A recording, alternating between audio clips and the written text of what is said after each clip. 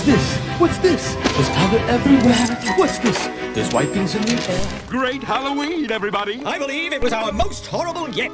Thank you, everyone. You know, The Nightmare Before Christmas as a beloved Tim Burton holiday classic, but behind the stop-motion magic are shocking secrets, surprising choices, and wild behind-the-scenes stories. Most fans assume Tim Burton directed The Nightmare Before Christmas, but shockingly, he didn't. The director was actually Henry Selick, who went on to make Coraline. Burton was too busy filming Batman Returns at the time, so while he created the characters and story, Selick handled the day-to-day directing. Burton did visit the set occasionally, but the project was largely Selick's vision brought to life with Burton's aesthetic. The film's full title even says Tim Burton's The Nightmare Before Christmas as a branding choice, which has confused audiences for decades. The movie originated from a poem Tim Burton wrote in the early 1980s while working as an animator at Disney. Inspired by holiday store displays that swapped from Halloween to Christmas overnight, Burton envisioned a story about the clash of the two holidays. The original poem was only a few pages long, with Jack Skellington as the sole main character. There was no Sally or elaborate plot, just the spooky king of Halloween discovering Christmas. Years later, Disney expanded it into a full film. It's shocking to think such a huge cult classic started as a simple, dark little poem written by a bored animator in between Disney assignments. Before Nightmare was even finished, Jack Skellington made sneaky cameos in other Tim Burton projects. You can spot Jack's head as the Mad Hatter's bow tie in Burton's Alice in Wonderland. Even more shocking, Jack briefly appears in Beetlejuice as a tiny chalk drawing and later as a pirate flag in James and the Giant Peach. Burton clearly loved the character design so much that he inserted it wherever possible. This Easter egg history proves that Jack wasn't just a one-movie wonder. He became a signature icon of Burton's spooky universe. Next time you watch Burton's films, look closely. You never know where Jack's skeletal grin might pop up. One of the most shocking aspects of The Nightmare Before Christmas is how long it took to animate. Stop motion is incredibly slow. Animators could only produce about 60 seconds of footage per week. With hundreds of puppets, elaborate sets, and constant adjustments, the film took over 3 years to complete. The crew worked frame by frame, adjusting Jack Skellington's face, Sally's stitched expressions, and the movement of every single prop. There are over 100,000 individual frames in the film. The patience and precision required were staggering, and it's no wonder the final product feels so rich and alive. To make Jack Skellington's expressions look fluid and natural, the animators created over 400 interchangeable heads. Each one was sculpted to show a slightly different expression: smiling, frowning, grimacing, or singing. These heads could be swapped out between frames to create the illusion of seamless motion. That's why Jack's face looks so expressive despite being just a simple skull. What's this?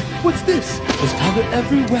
What's this? There's white things in the air. There's children throwing snowballs instead of throwing heads. The shocking part is realizing how much physical work went into his performance. Unlike CGI, every tiny movement was crafted by hand. Sally, with her stitched-up mouth, was even more challenging to animate because her lips had to be replaced frame by frame.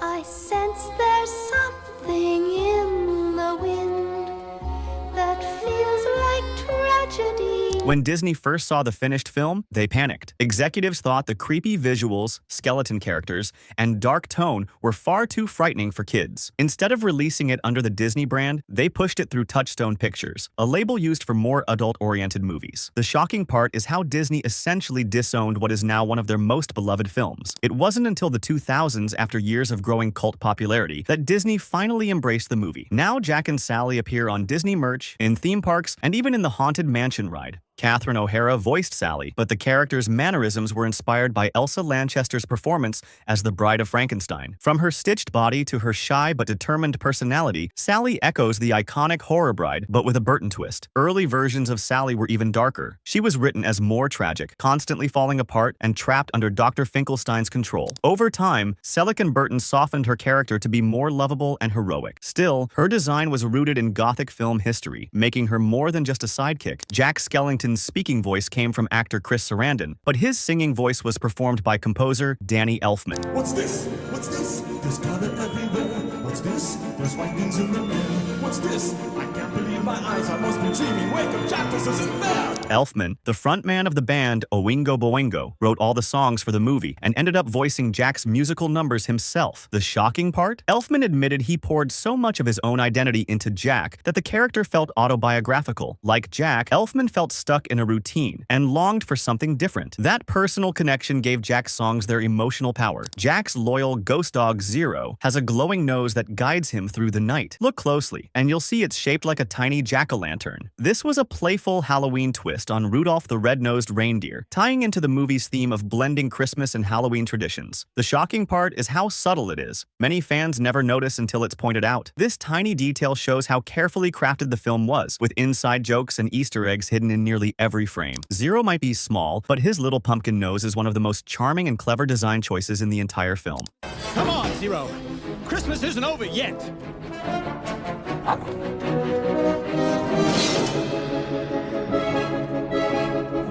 The villainous Oogie Boogie almost didn't make it into the movie. Disney executives worried the character was too dark and too strange, especially with his jazzy song about torture and gambling. Some thought he didn't fit the holiday theme at all. Shockingly, Burton threatened to walk away if Oogie Boogie was cut, believing the character was essential to the story's conflict. The final version, with his sack full of creepy crawlies, became one of the film's most memorable elements. Ken Page's booming voice and the jazzy number Oogie Boogie's song turned him into an instant fan favorite. What Disney saw as a risk became one of the movie's greatest strengths. Originally, the film had a longer introduction narrated by legendary actor Patrick Stewart. He recorded lines explaining the origins of the holiday worlds and setting up Jack's story. Shockingly, these lines were cut from the final movie because Burton and Selick wanted the film to start faster and keep the mystery alive. But Stewart's narration wasn't lost forever. It can still be heard on the film's soundtrack album and in some special edition releases. Fans who hear it today are stunned to realize Professor X and Captain Picard himself was once the voice of Halloween Town's history. After The Nightmare Before Christmas became a cult hit, Disney considered making a sequel, but with computer animation instead of stop motion. Shockingly, Tim Burton shut the idea down immediately. He felt stop motion was essential to the film's charm, and CGI would ruin the unique look. Burton also believed the story should remain standalone, without sequels diluting its impact. To this day, there has never been an official sequel, though spin-off games, comics, and merchandise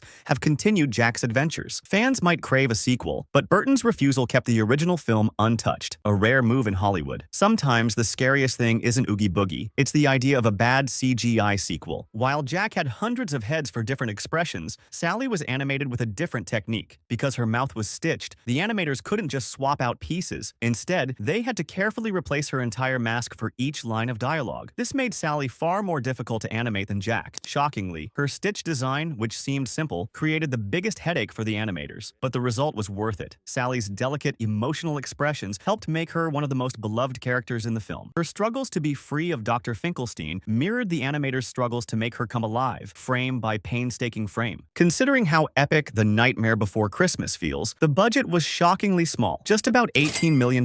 That's nothing compared to other Disney films of the time, many of which cost over $40 million. The modest budget meant the crew had to get extremely creative with sets, lighting, and animation tricks. Miniatures, recycled props, and clever use of shadows helped stretch every dollar. The shocking part is how polished and timeless the movie still looks despite its low budget. Instead of being limited, the constraints fueled innovation. Unlike most movies, the songs for The Nightmare Before Christmas were written before the script was finalized. Danny Elfman worked closely with Tim Burton to craft the music, often sketching out songs before the story details were fully fleshed out. This is Halloween, What's This, and Jack's Lament were all created early, and the story was then built around them. Shockingly, the film functioned more like a musical, where songs shaped the plot rather than the other way around. Elfman's ability to capture Jack's emotions in music gave the movie its soul. Without the songs, the story wouldn't have its haunting charm. The film was literally sung into existence. Jack's mischievous hench kids, Lock, Shock, and Barrel, were voiced by some surprising names. What are you doing here? Jack sent for us. Specifically, By name. Lock. Shock. Barrel. Jack! Jack!